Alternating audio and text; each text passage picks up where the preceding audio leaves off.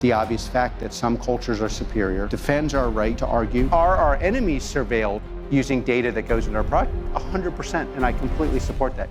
Everyone gets Palantir CEO Alex Karp wrong.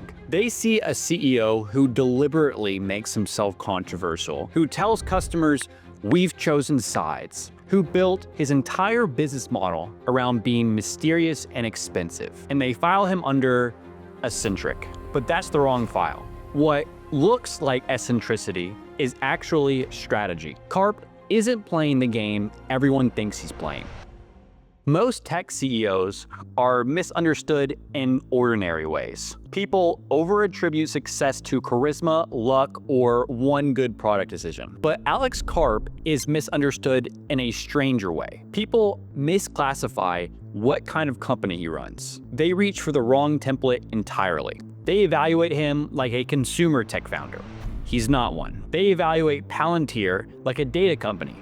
It is not one. The result is that Karp gets filed under eccentric or controversial or ideological, when the more accurate file is institutional operator, someone who sells governments and militaries the ability to synthesize messy data into decisions and speed. Today, I want to show you why that distinction matters and what it reveals about an entirely different playbook for building companies. Read Palantir's S1 filing, and you'll find language that would make any normal tech PR team faint. "We have chosen sides," the company declares. They frame their software as a duty to, quote, "keep soldiers safe," and explicitly tie their product to, quote, "our most vital institutions." In a market where CEOs are trained to sound values neutral and customer agnostic, Karp narrows the moral and geopolitical frame, polarizes the audience, and keeps going. Now, if you interpret that as a personality quirk, you miss what it's actually doing. This is what I call a commitment signal. It constrains optionality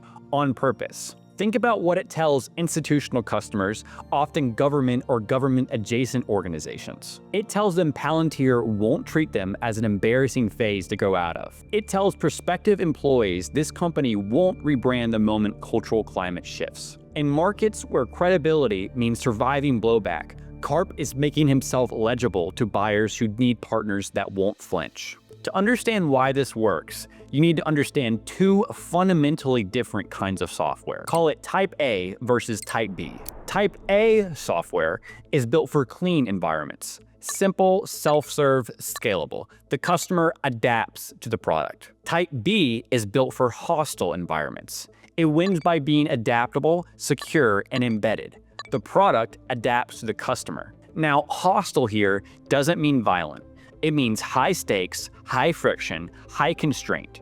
Legacy systems, compliance, coalition politics, adversarial threats, operational urgency. Palantir is Type B. According to their most recent annual report, 55% of revenue came from government customers and 45% from commercial. This is not a company monetizing attention or convenience. Once you build for that world, you start to look strange to the rest of tech, because you stop optimizing for what the rest of tech optimizes for. If you think Palantir is a dashboard company, the pricing looks insane. If you think it's a data broker, the customer relationships look wrong. If you think it's an AI lab, the deployment style looks too operational. What does Palantir actually do? They build software that sits on top of an institution's fragmented data system and lets operators see patterns, run scenarios, and coordinate action across siloed teams. It's an operating system for institutional reality. This is the opposite of the modern SaaS fantasy where products sell themselves and customers are interchangeable. It's expensive, slow, and deeply sticky, which is exactly why it fits institutions that treat failure as catastrophic and adoption as political. Once you understand this, Karp's communication style snaps into focus. Silicon Valley culture treats likability as a proxy for legitimacy. That works when your market is consumers and your distribution is persuasion. In institutional markets, legitimacy is closer to permission. Permission means the institution can defend the purchase afterwards. Imagine a Pentagon procurement officer explaining to an oversight committee why they chose this vendor. They need to point to something beyond the product demo was slick. They need credibility that survives scrutiny. Karp's real job then looks less like run a software company and more like run a legitimacy engine that lets a certain class of institutions adopt certain capabilities without losing face. That is a very different CEO job than build an app people love.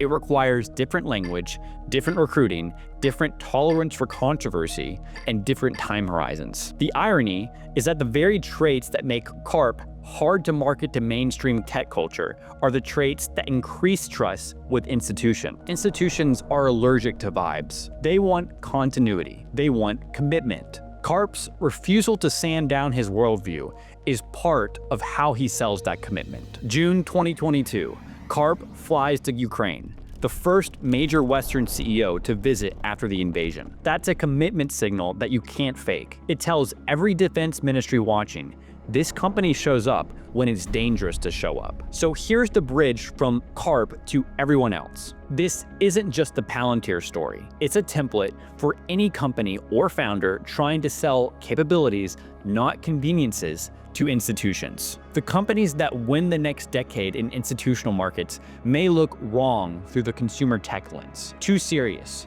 too opinionated, too tied to specific customers, too willing to alienate broad audiences. In July 2025, the US Army announced an enterprise agreement letting defense agencies purchase Palantir products over up to 10 years with a spending cap of $10 billion.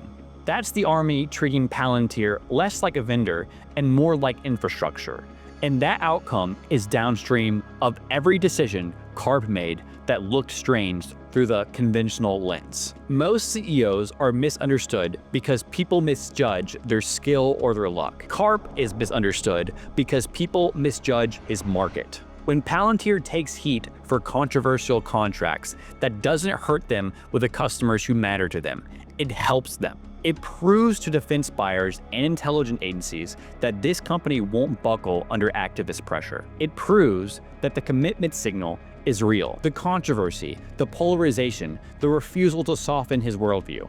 In his market, these are the product. What Karp understood is that the game you're playing determines what moves you should make. Most people never question what game they're actually in. That's the breakdown. And if you want more breakdowns on strategies that only make sense once you understand the context behind them, subscribe and join my free newsletter, link in the description. I'll see you in the next video.